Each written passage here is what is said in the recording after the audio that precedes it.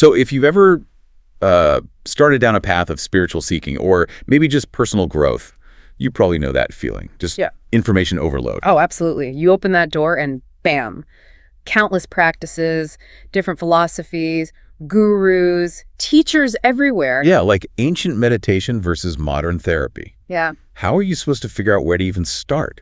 Or, more importantly, what's right for you, like right now? Exactly. And that's really what we're trying to do in this deep dive. We've waded through a ton of source material on this, and we've pulled out a framework, a kind of map, really. Yeah, a 4-stage map of awakening. The idea is to bring some order to that chaos. A shortcut, maybe, to understanding the whole landscape. Precisely. We're trying to organize all these different approaches, meditation, therapy, philosophy, you name it, based on, well, developmental readiness. So you can move from just being curious to being more intentional about your practice. That's the goal, helping you figure out which practices actually line up with where you are right now, so you're not, forcing yourself into some advanced non-dual inquiry when maybe you still need some really fundamental integration work. Okay, good point. So before we dive into the stages, let's quickly nail down what we mean by a spiritual path here. Good idea. We're basically talking about any approach, whether it's super structured or totally spontaneous, that encourages deep personal growth, insight into reality, and maybe eventually self-dissolution. Yeah, it's a broad umbrella, covers everything from breath work to, really intense self-inquiry. Okay. And what's really interesting, the sources suggest the path you pick isn't usually random. It seems to be guided by, 3 main things. Okay. Your personal interests, obviously, your basic temperament, like are you more analytical or more feeling-oriented, and then the specific challenges you're actually facing in your life right now. So knowing yourself is key from the get-go. Definitely. Recognizing those needs is kind of the first step on the map. All right, let's start at the beginning. That's stage 1. We're calling it the initial opening, or maybe the glimmer. The glimmer, I like that. This happens after some kind of initial awakening, right? Yeah. It's when the conscious exploration really kicks off. Exactly. Stage 1 is all about novelty. You might have these really powerful, transformative experiences. Sometimes they can even be quite disorienting, actually. Mystical moments, spontaneous insight. That first glimpse behind the curtain, that hint that reality is bigger than your usual everyday self. That's it, precisely. That powerful hint that there's more going on than the contracted sense of self you normally operate from. So if someone's in that glimmer stage, what helps? It sounds like they need ways to process the awe, but maybe without needing huge life changes just yet. Exactly right. The practices are usually introductory, exploratory. So things like basic mindfulness, introductory meditation practices, they're really vital for building a bit of concentration. Learning to just observe these new things without freaking out? Pretty much, yeah. Observing without immediate reaction. And you also see people naturally drawn towards spontaneous mystical experiences, or sometimes even things like channeling. Trying to connect with some kind of higher consciousness. Yeah, seeking that connection or wisdom. And for resources here, the sources mention some common names. People often find someone like Eckhart Tolle accessible, right? His stuff on presence. Yeah, Tolle seems to resonate across stages, but especially early on, very approachable. And for channeling specifically, people might look into, say, Paul Selig, or maybe the Law of One. Those come up often. Selig focuses on the awakening process itself, and the Law of One offers these structured, channeled messages about the universe. Okay, so practical tips for someone in stage 1. I think the main thing is follow your curiosity, not some sense of obligation. Don't force a practice if it feels heavy or wrong. Makes sense. Keep a journal. Seriously, writing down those early, maybe overwhelming experiences can really help process them, and find support. Communities, maybe a mentor. Someone who can normalize these big shifts so you don't feel totally alone or crazy. Right, context is key. Yeah.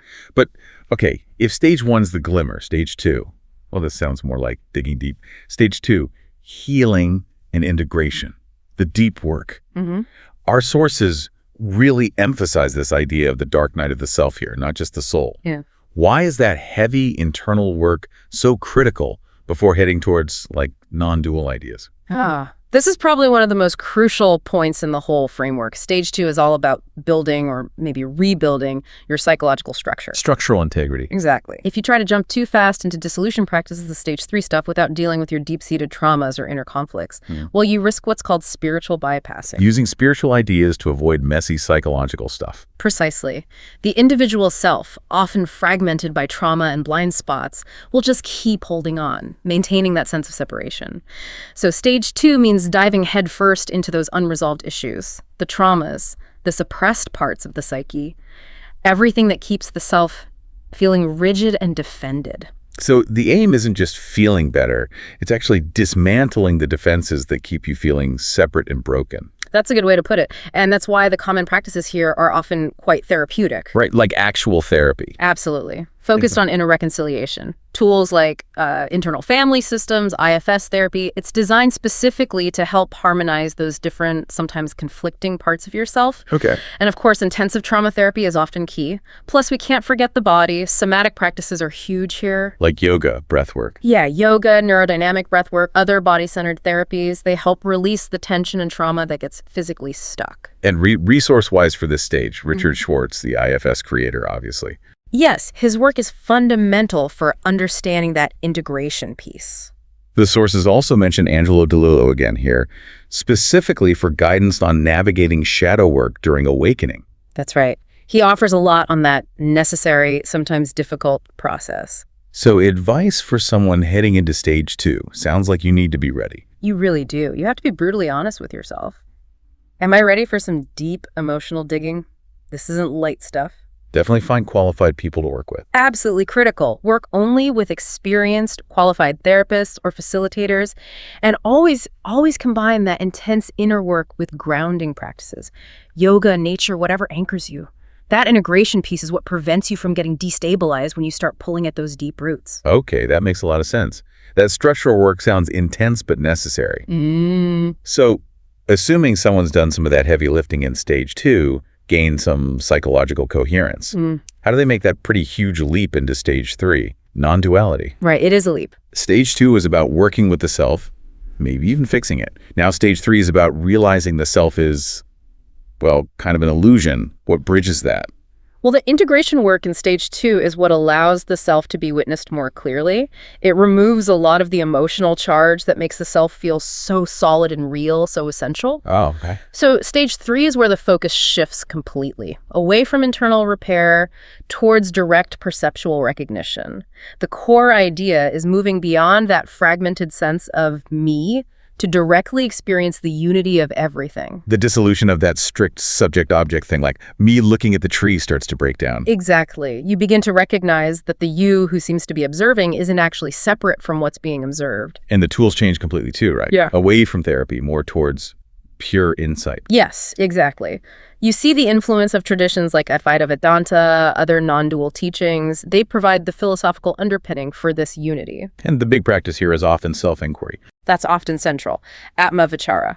Rigorously asking, who am I? Or looking for the I until that conceptual structure just kind of collapses because you can't find it. Supported by things like contemplative meditation. Right, to help stabilize that awareness. And teachers here, the focus shifts to those emphasizing direct experience, I imagine. Definitely. The sources again point to Angelo DeLillo, who guides that non-dual awakening process, and also Rupert Spira, who's really known for his clear guidance on the direct experience of consciousness itself. Okay. So tips for stage 3 are different again. Very different. Definitely look for teachers who stress direct experience over just intellectual understanding. That's key. Not just collecting concepts. Right. And critically, because that self-structure is becoming so much more fragile or transparent here, the advice is often to let practices arise more spontaneously. Less rigid rule following. Yeah, trying to force a strict schedule can actually be counterproductive. There's a kind of letting go of doing even in the seeking itself. And patience. Patience is huge. These deep perceptual shifts have their own timing. You can't force them.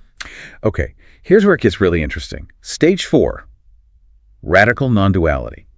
If stage 3 was recognizing the self as illusory and seeing unity, what's left to dissolve in stage 4? It sounds pretty absolute. It is. Stage 4 represents this profound dissolution of all remaining subtle dualistic perceptions. It goes beyond even that sense of an observer witnessing unity. Wow. So what's left? It reveals just a complete impersonal isness, reality as it is, without any self-referencing framework at all. Totally unconditioned, sometimes called emptiness or sunyata. So the inquiry must become incredibly subtle and absolute.